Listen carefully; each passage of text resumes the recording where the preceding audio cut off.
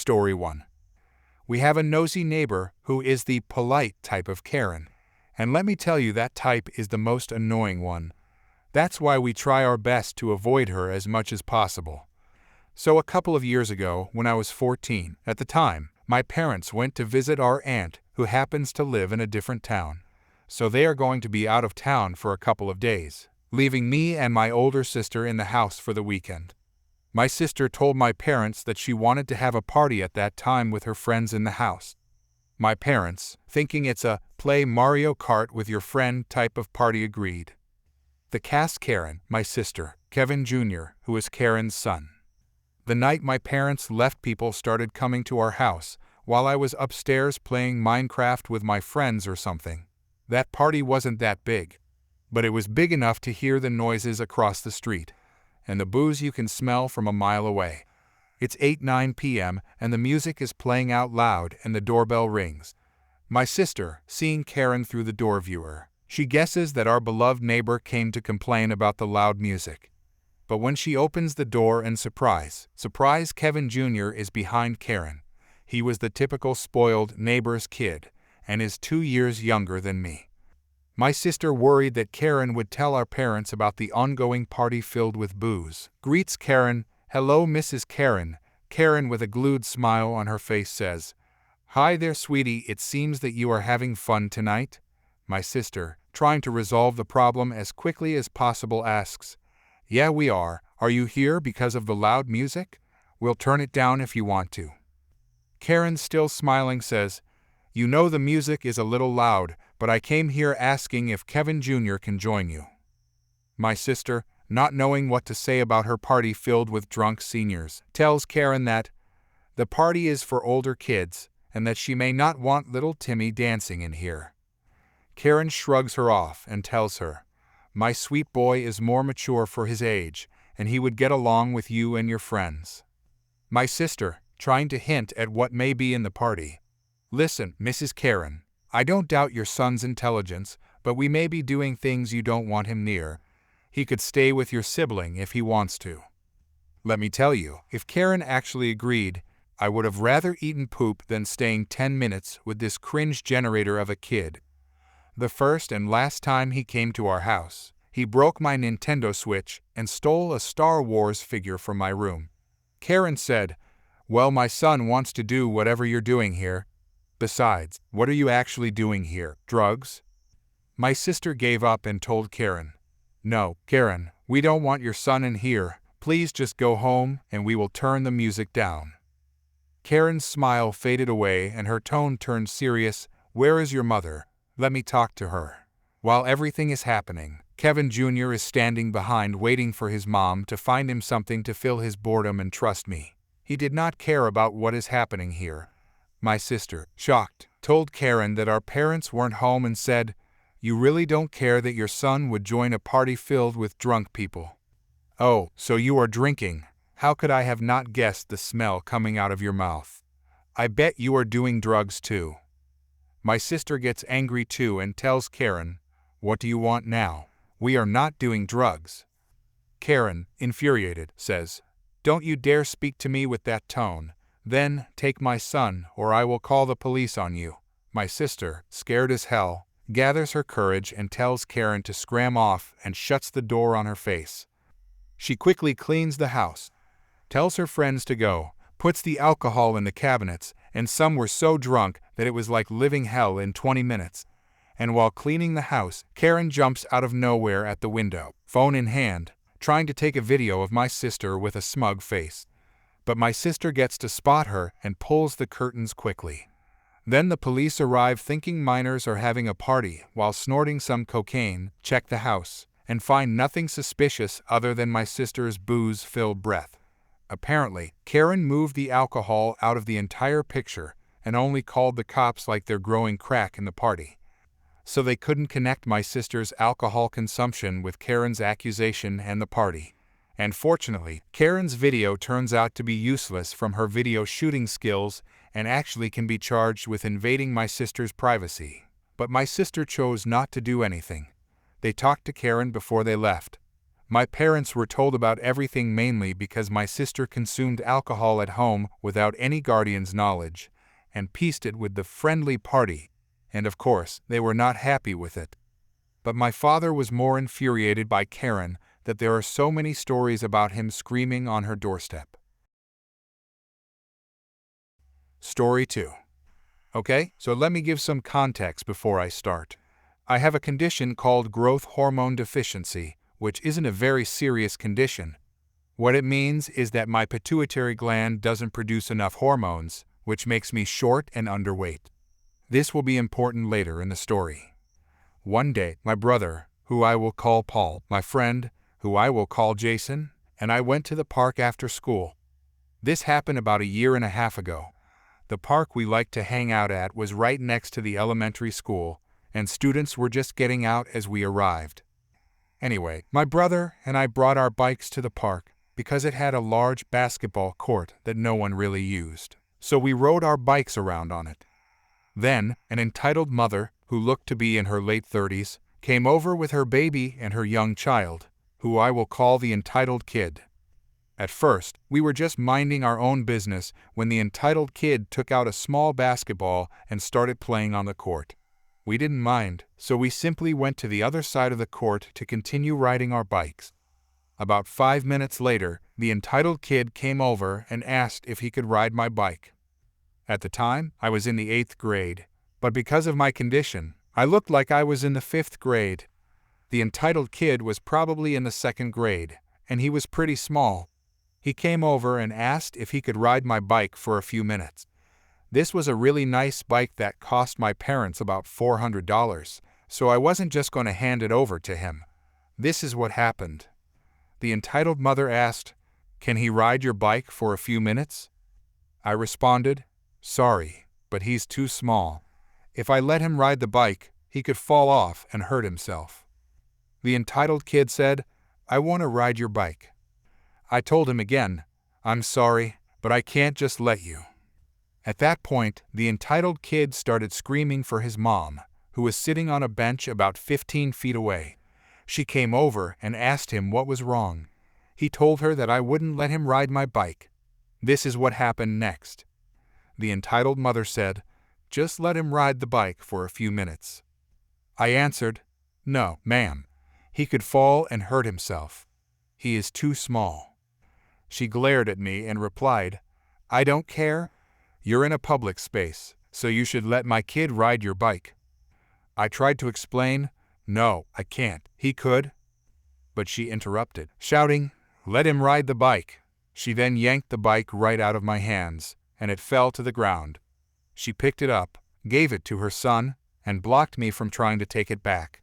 She warned me, "If you touch me, I'll call the police for assault."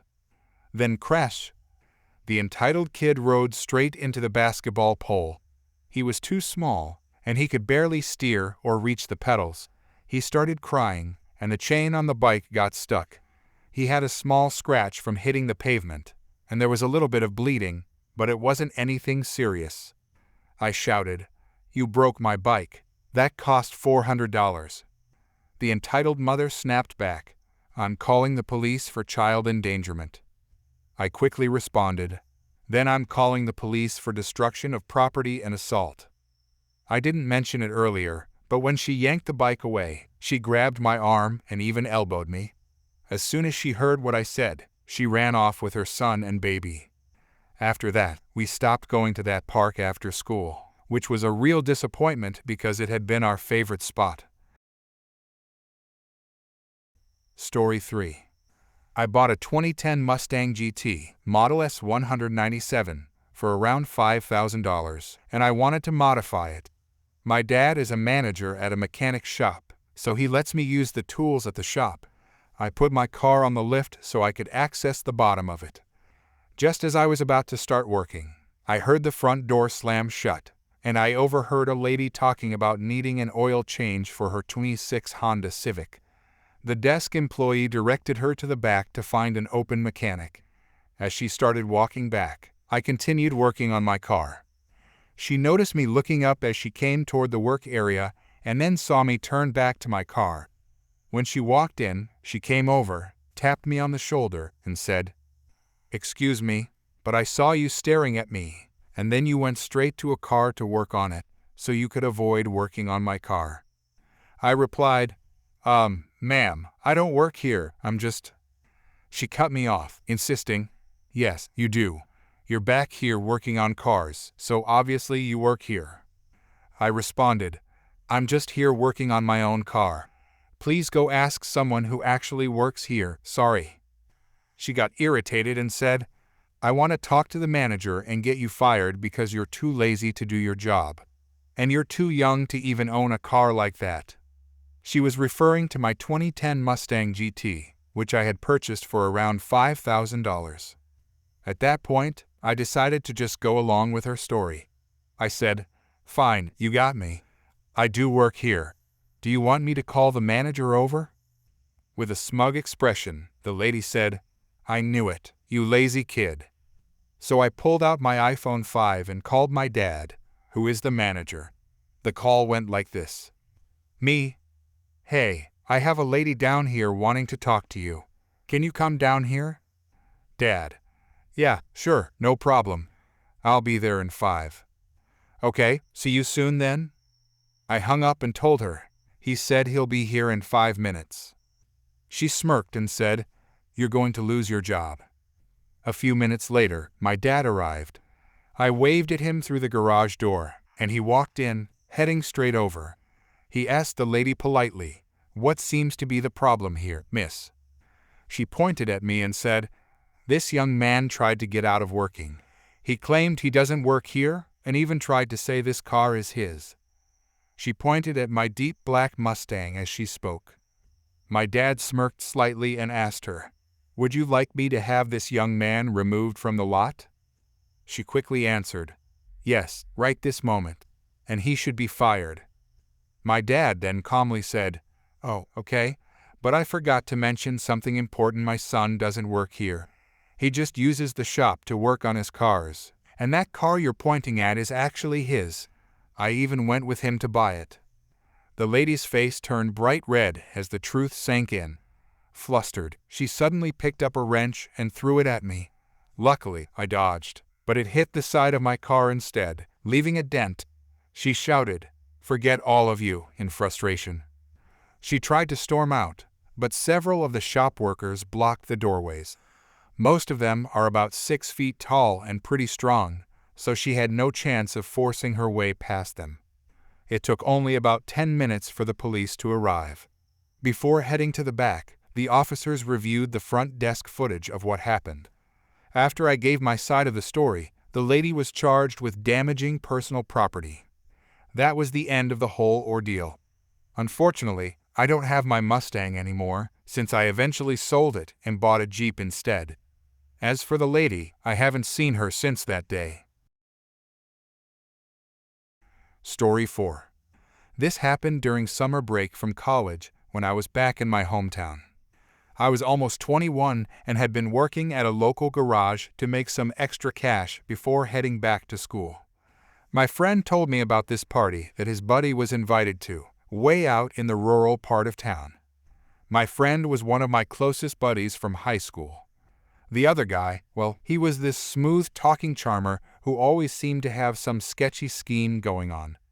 Think of that guy who's good-looking enough to get away with almost anything, but always pushes his luck just a little too far.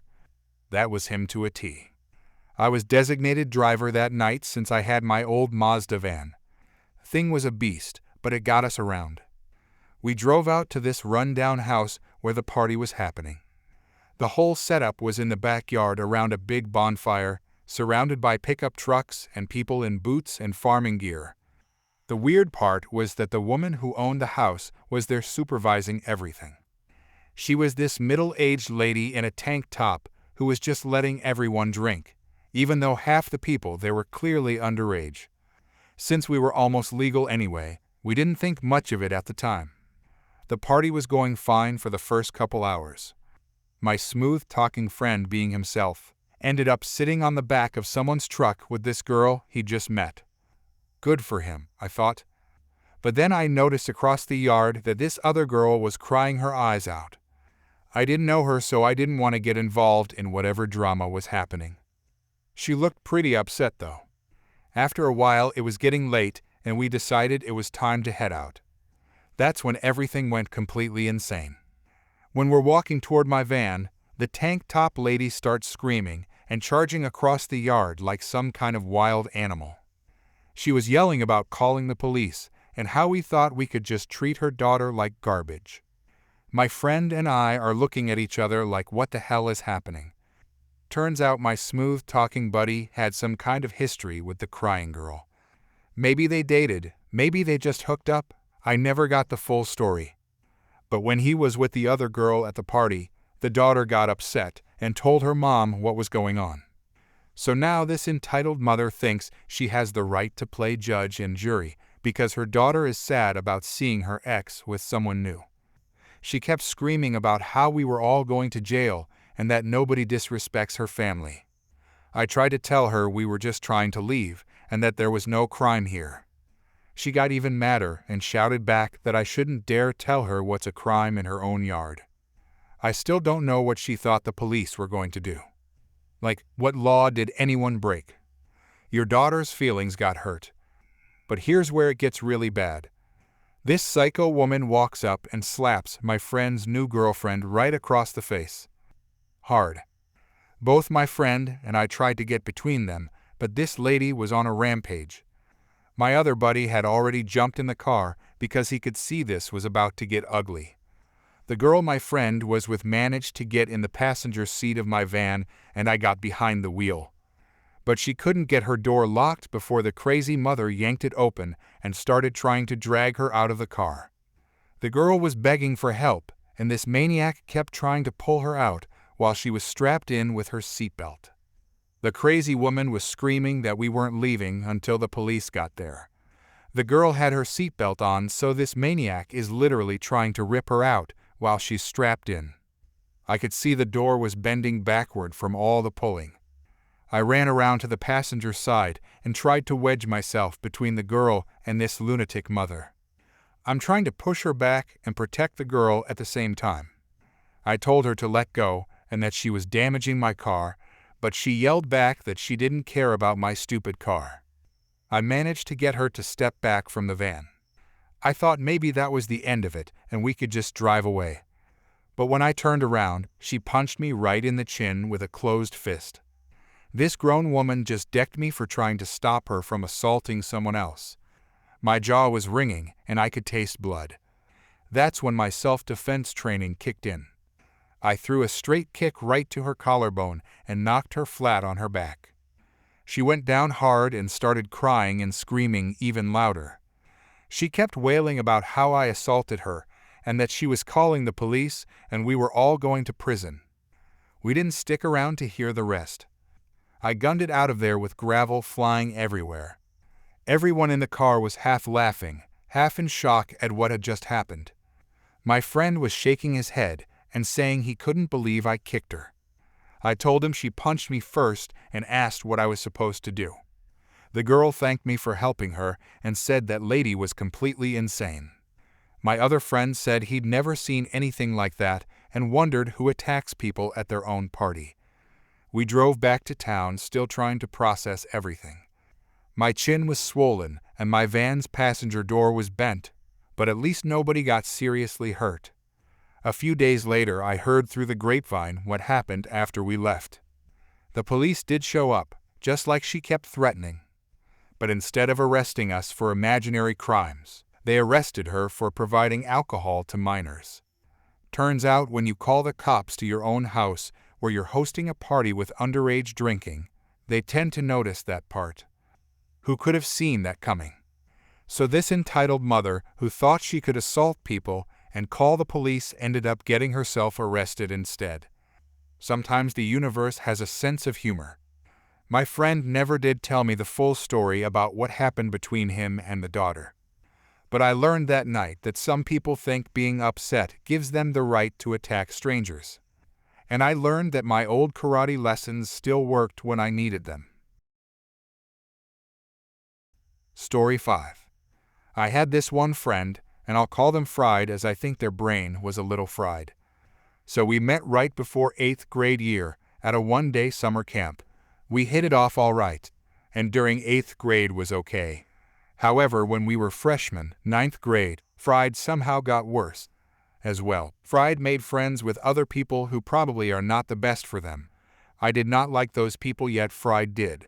I never brought anything up about them, but I don't think they helped them be a good friend to me.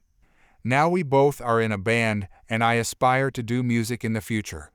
Though, I don't know about Fried. They want to be a police officer, which is fine, but they insist on still being in the band. Throughout my year with the band, it was crazy as I just moved from a clarinet of trombone and met new people. To be fair, I got a little distant from Fried, yet I still talked with them. Something else happened during our band year was that I asked Fried to help me with my hair. I'm not great at doing hair and I often need help. They started to do it, but got so annoyed towards the end. We both also play tennis, and we were the only two freshmen on the team. That meant we were grouped together. Now I played tennis for a few years, and some lessons before joining the team. I was not the best, but I was still knowledgeable. However, Fried was newer and was not the best, and me and others tried to help them. However, they did not like it. I often got help, and I am so glad and thankful I still do to this day. Now, tennis and band should have had a big red flag on it. What really got me was where we would wear different teams' day. We had two football teams, one in state and one out of state. I liked the out-of-state team and Fried liked the in-state team. They told me when they saw me they would not talk to me. I only sat with Fried at lunch, but some other friends were at the table next to mine. So I moved tables and sat with my other friends for that day. The next day I told Fried that we shouldn't be friends as I don't think it is working out too well. They then said, "Oh, that's good. I've been waiting for you to say that as I thought you weren't my friend at all. I can't believe it took you that long to realize." After that statement, I moved permanently to my other friend's table. Then I made the worst decision of my life and asked to be friends with Fried again. Sophomore year, 10th grade, was not too bad. During the tennis season, Fried got angry because we were not playing as much due to the freshmen. Junior year, 11th grade, was the worst. Fried showed up to none of the tennis conditioning times. I had work and the coach was fine with mine, but Fried just never showed. Fried was getting mad that people were doing better than them, and I got fed up with them and did some singles to not be their partner. However, I still was, and we had to work together. I tried to get away from them a lot, but it did little to no good. Fried got mad at plays I called. They got mad at the other people we faced in practice. They wanted to be above them, yet I was doing the work. They wondered why we were doing so bad, yet Fried would miss a lot of the balls coming at them. They even berated one of their partners on the court while they were playing. Nobody on the team liked them anymore. A teammate even told me that Fried said that they were the reason I was good, and in the games me and Fried played, they carried the team. As well, we are both in band this year again, which was surprising as Fried moved to a different school, still affiliated with my school. It would be hard for Fried to come back and forth between schools. I'm a squad leader, and I just started getting my hair by myself. I thought to ask Fried to see if it's fine. They complained, but compiled as well. After this, I started being pretty distant with them, and I don't think we are good friends anymore. Story 6. So, I was relaxing at work, watching over my boss's children when there was a knock at the door. I got up to answer it and wasn't exactly thrilled to see Catherine, the mother of the kids. The twins immediately ran up to her. Catherine greeted them with a big smile and started acting like a loving mom, saying, "How much Mama missed you." But honestly, the last time she saw those kids was a whole year ago. When she noticed Peter, the youngest one, she said, "You've gotten so big, Mama's little boy." Peter wasn't having any of it. He quietly moved behind me and just stared at her. Catherine's face twisted with disappointment. It's sad to admit, but Peter doesn't really recognize her anymore.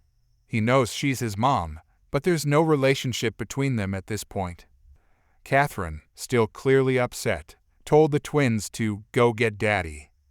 They ran off, and as soon as Mr. Smith saw Catherine, his first words were, "Oh no, I thought they were joking." At that point, I knew things were going to get loud, so I took the kids upstairs. I went into Ethan's room, the second son, and told him to grab his game console and head into his calming space. It's a small room inside his closet that helps him when he feels overwhelmed. I gave Peter his tablet and made sure the twins were cleaned up so they wouldn't come too close to Peter. Then I was called back downstairs. When I got there, Mr. Smith asked me to take a seat, saying, "I can't do this alone." Mr. Smith then asked Catherine what she wanted. She tried to act casual, saying she was just in the neighborhood, but he quickly told her to cut the act and share the real reason she was there. As expected, Catherine dropped the friendly tone and admitted, "Look, I'm in debt. I need some money."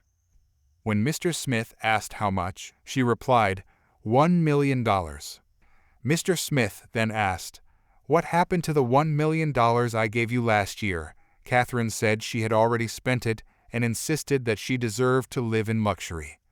Mr. Smith calmly suggested she sell one of the vacation homes he had given her.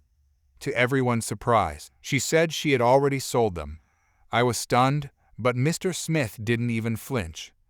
He reminded her, "Catherine, I gave you $5 million during the divorce, then another $1 million after that. You're either lying or you're being very foolish."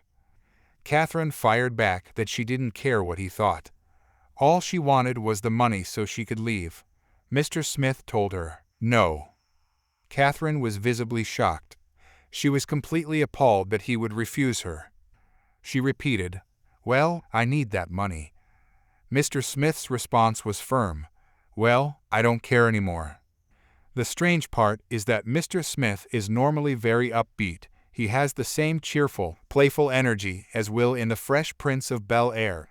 But when he said that line, it was so cold, it surprised me. Honestly, it was kind of attractive in its confidence. I admit I have a bit of a crush on my boss. That's when Catherine shifted her attitude again. She said in a low voice, "You know, I can be very, very convincing." Mr. Smith answered, "I know. You convinced me to marry you." Catherine pressed further, saying, "I have connections in this town. If I make a few calls, the sheriff and child protective services." But Mr. Smith cut her off immediately. "I'm going to stop you right there. Catherine, I simply don't care. I don't care about you, and I don't care about your financial mess." Catherine asked if he thought she was bluffing. Mr. Smith calmly replied, "No, I know you're manipulative and heartless, but I don't care." Catherine's face twisted as if she had just bitten into a lemon. She tried another angle and asked, "Is your money more important than your children?" Mr. Smith shook his head and told her that his children would always come first, and that was exactly why he was putting his foot down. He said, "I'm done with you using my children as pawns just to squeeze money from me. I don't care that you're in debt. You can figure out your own situation, but I need you to leave." That's when Catherine suddenly shouted, "You have two options, give me the kids or give me the money." Mr. Smith, without hesitation, told her to get out. Catherine then tried to dash upstairs to grab the kids, but I beat her to the staircase and blocked her. She ordered me to move. I refused. Catherine snapped, "Move, you silly child. I'm their mother. I have the right to take them. You always try to act like you're their mom." I couldn't hold back. I told her, truthfully, "I've been more of a mother to these kids in the past 2 years than you've ever been."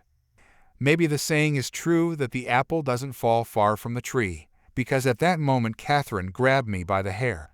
For some reason, entitled people seem to go for my hair, since both she and her daughter have done the same thing before. She tried to drag me away from the stairs.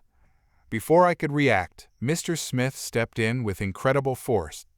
With the strength of a truck and the precision of a dancer, he grabbed Catherine by the throat, pinned her against the wall, and shouted directly in her face, "Don't touch her." He quickly released her, and Catherine collapsed onto the floor. She started screaming that she was going to call the police. Mr. Smith stood over her and said firmly, "Go ahead and call them. If you don't leave my house, things will get even worse for you."